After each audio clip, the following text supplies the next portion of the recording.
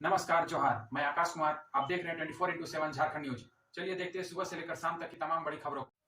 जमशेदपुर के city in hotel की क्षतिग्रस्त बिल्डिंग गिरी, जान माल का नहीं हुआ नुकसान।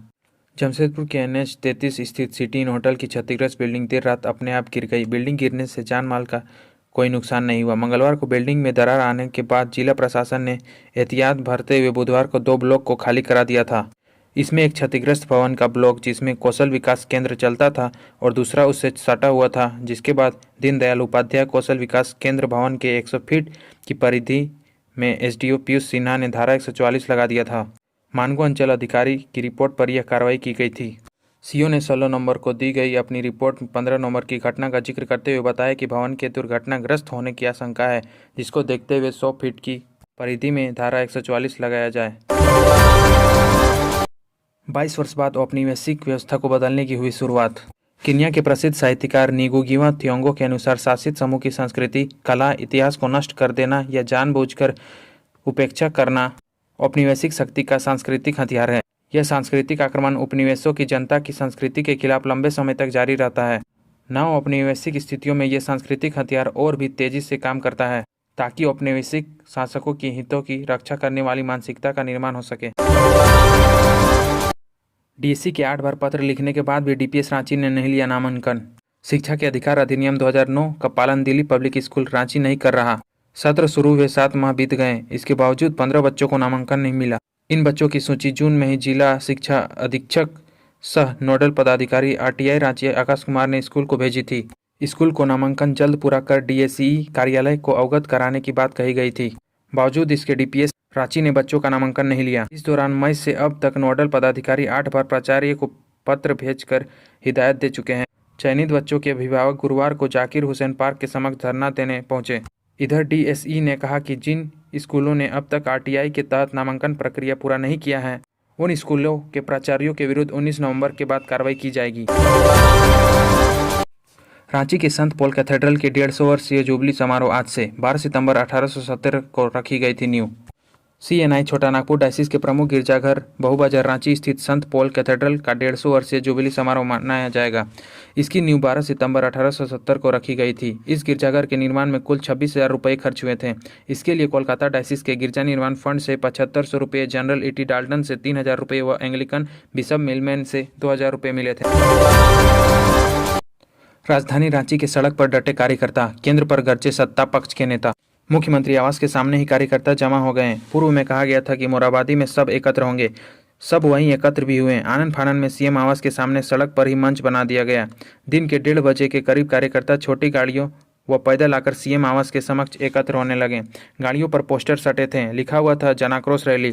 झामुमो के वरिष्ठ नेता व समन्वय समिति के सदस्य विनोद पांडे ने संचालन किया। फिर सभा शुरू हो गई। सभा को एक एक कर मंत्री, विधायक, सांसद व नेता संबोधित करने लगे। नेता केंद्र सरकार, भाजपा व केंद्रीय एजेंसियों के साथ साथ राज्यपाल पर भी गरजे। कार्यकर्ता भी जमकर नारेबाजी करते रहे। देर शाम तक यह सिलसिला कांके रोड पर जारी था। सर जहांगीर जीवाजी गांधी की जयंती मनाई गई। टाटा स्टील में था उनका अहम योगदान।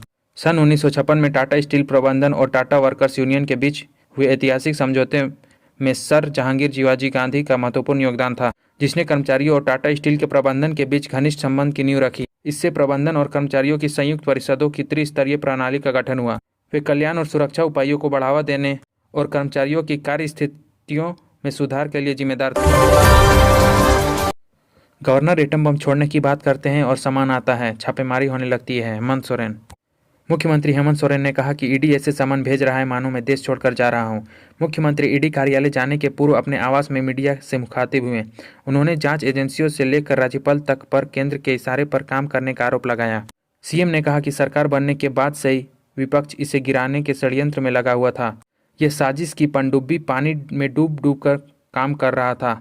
CM ने कहा कि चुनाव आयोग महीनों पहले राज्यपाल को अपना मंतव्य दे चुका है। राज्यपाल ने अभी तक लिफाफा नहीं खोला। मुझे लगता है कि वह भी किसी समय का इंतजार कर रहे थे। खबरों में चला कि राज्यपाल ने दूसरा मंतव्य चुनाव आयोग से मांगा है। यह बिल्कुल असंवैधानिक था। जब इसकी जानकारी चुनाव आयोग से ली तब पता चला कि राज्यपाल ने कोई दूसरे मंतव्य नहीं मांगा है। टाटा स्टील ने बनाया देश का पहला multiple unit remote operated loco. Tata steel का इक्विपमेंट मेंटेनेंस सर्विसेज डिपार्टमेंट ने शानदार कामयाबी हासिल की है। इक्विपमेंट मेंटेनेंस सर्विसेज ने first Indian multiple unit remote operated loco का निर्माण करने में सफलता पाई है, जो भारत का पहला मल्टीपल यूनिट रिमोट ऑपरेटेड लोको है। इसे 2 लोको को आपस में संग्रह करके बनाया गया है, जो एक ही रिमोट से ऑपरेट होता है। यह टाटा स्टील के EQMS के लिए बड़ा चुनौती माना जा रहा था। इसमें टीमो equipments maintenance services, Tata steel automation और इलेक्ट्रॉनिक्स इंडिया लिमिटेड के अथक प्रयास से यह सफल हुआ है। गुरुवार को इस नए मल्टीपल यूनिट रिमोट ऑपरेटेड लोको को टाटा स्टील के उपाध्यक्ष प्रबोल घोष, उपाध्यक्ष उत्तम सिंह और यूनियन के डिप्टी प्रेसिडेंट शैलेश कुमार सिंह और महामंत्री सतीश कुमार सिंह, विभागीय हेड सतीश गणपति द्वारा किया गया। रामगढ़ के गोला में मनरेगा घोटाला, डोभा बनने से पहले निकाल लिए गए पैसे। रामगढ़ जिला अंतर्गत गोला प्रखंड क्षेत्र के मगनपुर पंचायत स्थित महलीडीह गांव में मनरेगा योजना में अनियमितता बरते जाने का मामला प्रकाश में आया है। इस गांव में बिना डोभा बनाए एक व्यक्ति के नाम पर राशि की निकासी कर ली गई। इस संदर्भ में मालती देवी पति स्वर्गीय इंद्रदेव महतो ने रामगढ़ मनरेगा लोकपाल को एक आवेदन दिया है, जिसमें कहा गया कि मेरे पति के नाम से डोभा निर्माण दिखाकर फर्जी तरीके से मजदूरों को मजदूरी भुगतान किया गया है। गढ़वा में करोड़ों रुपये की धान की हेराफेरी, 10 राइस मिल संचालकों पर दर्ज होंगे FIR। पैक्स संचालक एवं मिल संचालकों की मिलीभगत से गढ़वा जिले में करोड़ों रुपये की धान की हेराफेरी किए जाने का मामला सामने आया है। किसानों द्वारा पैक्स में बिक्री किए गए धान का उठाव करने के बाद सरकार को चावल की आपूर्ति नहीं करने वाले 10 राइस मिल संचालकों पर प्राथमिकी दर्ज करने का निर्देश दिया गया है। कमांडेंट को सबक सिखाने CRPF कैंप से इंसास राइफल ले उड़ा था जवान, बिहार के भोजपुर से हुआ गिरफ्तार। CRPF 157 बटालियन के कैंप से 2 इंसास राइफल चोरी करने का आरोपी सस्पेंड जवान रोहित कुमार को आदित्यपुर थाना की पुलिस ने गिरफ्तार किया है। आरोपी जवान की गिरफ्तारी बिहार के भोजपुर से हुई है। आदित्यपुर थाना में CRPF DIG और आदित्यपुर पुलिस उससे पूछताछ कर रही है। मालूम हो कि आरोपी ने 2 राइफल की चोरी कर ली थी, जिसे आदित्यपुर पुलिस ने भोजपुर स्थित आरोपी के घर के पीछे से बरामद किया है। अबुआ राज का सपना दिखाकर बबुआ ने झारखंड को लूटा, बोले पूर्व CM रघुवर दास। बीजेपी के राष्ट्रीय उपाध्यक्ष सह पूर्व CM रघुवर दास ने गुरुवार को चंदवा के बोरसीदग मैदान में महागठबंधन की सरकार पर जमकर भड़ास निकाली। हेमंत सरकार को लूट और भ्रष्टाचार की सरकार बताया। उन्होंने कहा कि अबुआ राज का सपना दिखाकर बबुआ मुख्यमंत्री बनकर पूरे झारखंड को लूटने बैठा है। यहाँ के आदिवासी भाई बहनों ने अंग्रेजों से जिस खनिज संपदा की लूट के विरोध लड़ाई लड़ी थी, उसे सोरेन परिवार लूटने में लगा हुआ है। जल्द ही झारखंड से भ्रष्टाचार, भुखमरी और भय खत्म होने वाला है। इस भ्रष्टाचारी सरकार के दिन अब पूरे हो चुके हैं। रघुवर ने कहा कि आने वाला समय जनता का होगा, झारखंड वासियों को डबल बेनिफिट मिलने वाला है। फाइलेरिया की खिलाई गई खुराक की सत्यता जांचने पहुंची केंद्रीय team. National vector borne disease control programme की टीम गुरुवार को धनबाद पहुंची। यहां 5 दिनों तक सरकारी अस्पताल एवं स्वास्थ्य केंद्रों के जायजा लेगी। सिविल सर्जन कार्यालय में CS आलोक विश्वकर्मा फाइलेरिया और मलेरिया सहित अन्य विभाग के चिकित्सकों के साथ बैठकर कई बिंदुओं पर टीम ने चर्चा की। इसके बाद सदर अस्पताल का निरीक्षण किया। टीम में डॉक्टर कोमलकर, अर्जुन पुरस्कार, डॉक्टर प्रवीण तिवारी, डॉक्टर विशाल डागर व डॉक्टर जोनाथन किंग हैं। बताया गया कि टीम 7 मार्च से 12 मार्च के बीच 22 लाख लोगों को फाइलेरिया की दवा खिलाने की सत्यता की जांच करेगी। समीक्षा पर इसकी रिपोर्ट केंद्र सरकार के स्वास्थ्य मंत्रालय को देगी। डॉक्टर कमलकर ने बताया कि 20 राज्यों और 328 जिलों में फाइलेरिया व मलेरिया सहित अन्य रोगों को खत्म करने की योजना पर केंद्र सरकार काम कर रही है। आने वाली पीढ़ियों में संक्रमण से लोग कैसे बचे, इस पर तेजी से काम किया जा रहा है। गोविंदपुर में बच्चों का प्रखंड स्तरीय खेलो झारखंड प्रतियोगिता शुरू। BRC की ओर से आयोजित प्रखंड स्तरीय खेलो झारखंड प्रतियोगिता गुरुवार को भितिया स्टेडियम में शुरू हुई। इसकी शुरुआत प्रखंड प्रमुख निर्मला सिंह एवं मुखिया रेखा देवी, पूर्व उप मुखिया DN सिंह एवं सारथी मंडल ने दौड़ प्रतियोगिता को हरी झंडी दिखाकर की। प्रमुख ने कहा कि खेलों से बच्चों का शारीरिक व मानसिक विकास होता है। रेल ट्रैक की मजबूती का दिया था आइडिया, 2 को मिला अवार्ड। इंडियन जियो टेक्नोलॉजिकल सोसाइटी दिल्ली चैप्टर ने IIT ISM धनबाद के 2 रिसर्च स्कॉलरों को यंग जियो टेक्नोलॉजिकल इंजीनियरिंग अवार्ड से नवाजा है। इनमें डॉक्टर लालिमा बनर्जी और रणधीर कुमार गुप्ता शामिल हैं। डॉक्टर लालिमा सिविल इंजीनियरिंग विभाग से हैं। उन्होंने खनन के दौरान निकले पत्थर और ऐसे ही वेस्ट का उपयोग रेल ट्रैक में करने का आइडिया दिया है। 20 नवंबर को होगी जिला साइकिलिंग प्रतियोगिता। धनबाद जिला साइकिलिंग संघ की ओर से 20 नवंबर को साइकिलिंग प्रतियोगिता कराई जाएगी। सुबह 7 बजे कोयला नगर नेहरू कॉम्प्लेक्स से साइकिल रेस आरंभ होगी। यह प्रतियोगिता यूथ वर्ग, सब जूनियर आयु वर्ग, जूनियर आयु वर्ग, सीनियर आयु वर्ग श्रेणी में होगी।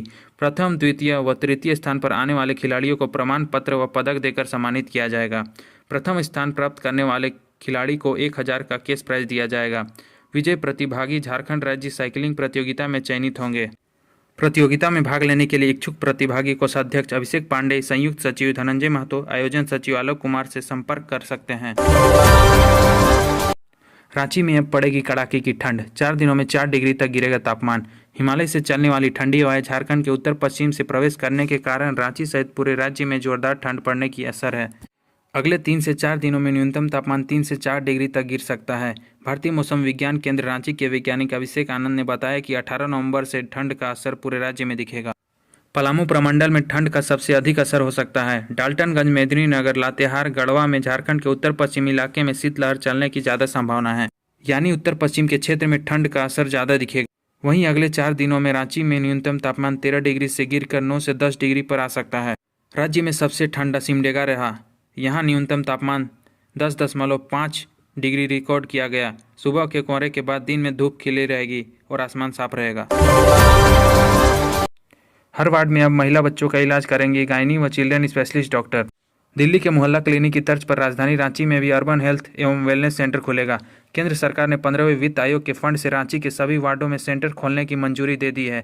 पहले फेज में दिसंबर तक 24 सेंटर खुलेंगे। अगले वर्ष मार्च तक और 29 सेंटर खुलेंगे। एक सेंटर पर करीब 25 लाख रुपये खर्च होंगे। इसमें वेलनेस सेंटर की बिल्डिंग, फर्नीचर सहित जनरेटर आदि की खरीदारी होगी।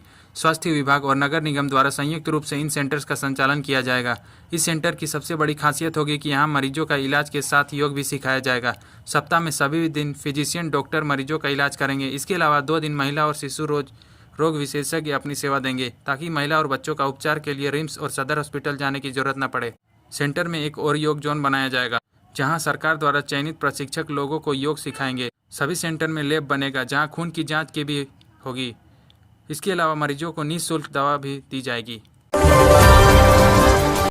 रांची में खेलो इंडिया वुमेन्स वुशु लीग का आगाज। 45 लाख इनामी राशि के लिए भिड़ेंगे खिलाड़ी। रांची के मेगा स्पोर्ट्स कॉम्प्लेक्स के ठाकुर विश्वनाथ सहदेव इंडोर स्टेडियम में गुरुवार को खेलो इंडिया वुमेन वुशु लीग का उद्घाटन मुख्य अतिथि खेल निदेशक सरोजिनी लकड़ा ने किया। मौके पर उन्होंने कहा कि झारखंड सरकार खिलाड़ियों को हर संभव सहयोग कर रही है। उन्होंने महिलाओं को अपनी शक्ति पहचानने की प्रेरणा दी। बता दें कि प्रतियोगिता में स्वर्ण पदक जीतने वाले को कुल 45 लाख रुपये का पुरस्कार दिया जाएगा। धनबाद की कापासारा आउटसोर्सिंग कॉलियरी में भू धसान, दहशत में लोग। धनबाद जिले के ईसीएल मुगमा क्षेत्र की कापासारा आउटसोर्सिंग कॉलियरी में शुक्रवार की सुबह 100 मीटर दायरे में भूधसान हुई है। इस घटना के बाद वहां कई लोगों के मलबे में दबने की चर्चा जोरों पर थी। घटना के बाद आउटसोर्सिंग के समीप बिहार बंगाल धौड़ा का 40 परिवार दहशत में हैं। धौड़ा से कुछ ही दूरी पर यह घटना घटी। धौड़ा जाने वाले कच्चे रास्ते में भी दरार पड़ गई है। ईसीएल प्रबंधन द्वारा उस क्षेत्र को पहले ही डेंजर जोन घोषित किया गया है। धौड़ा के लोगों को कई बार वहां खाली करने का नोटिस भी दिया गया है। बिना नेट पीएचडी वाले प्रोफेशनल्स भी अब ले सकेंगे क्लास। विश्वविद्यालय अनुदान आयोग ने देश भर की यूनिवर्सिटियों को पत्र भेजकर प्रोफेसर ऑफ प्रैक्टिस की नियुक्ति के लिए नियमों में बदलाव करने को कहा है। यूजीसी ने कहा कि उच्च शिक्षण संस्थानों में पेशेवर विशेषज्ञों की नियुक्ति के लिए प्रोफेसर ऑफ प्रैक्टिस नाम से नया पद सृजित किया गया है। इसके लिए पीएचडी, नेट, जेआरएफ के सर्टिफिकेट की जरूरत नहीं है, यानी ये डिग्री नहीं रहने के बाद भी प्रोफेशनल्स क्लास ले सकेंगे। बताते चले कि प्रोफेसर ऑफ प्रैक्टिस दुनिया भर में एक आम बात है। वहीं देश के भारतीय प्रौद्योगिकी संस्थान दिल्ली, मद्रास और गुवाहाटी में प्रोफेसर ऑफ प्रैक्टिस नियुक्ति किए जाते हैं। रांची यूनिवर्सिटी और डॉक्टर श्यामा प्रसाद मुखर्जी यूनिवर्सिटी के मास कॉम विभाग में प्रोफेसर ऑफ प्रैक्टिस रखने की परंपरा है, क्योंकि मास कॉम में नेट पीएचडी धारकों की संख्या बहुत कम है, लेकिन इसके लिए विश्वविद्यालयों द्वारा रेगुलेशन नहीं बनाया गया है। तो यह थी झारखंड की बड़ी खबरें। झारखंड की हर छोटी से बड़ी खबर देखने के लिए हमारे चैनल 24x7 झारखंड न्यूज को सब्सक्राइब करें। धन्यवाद।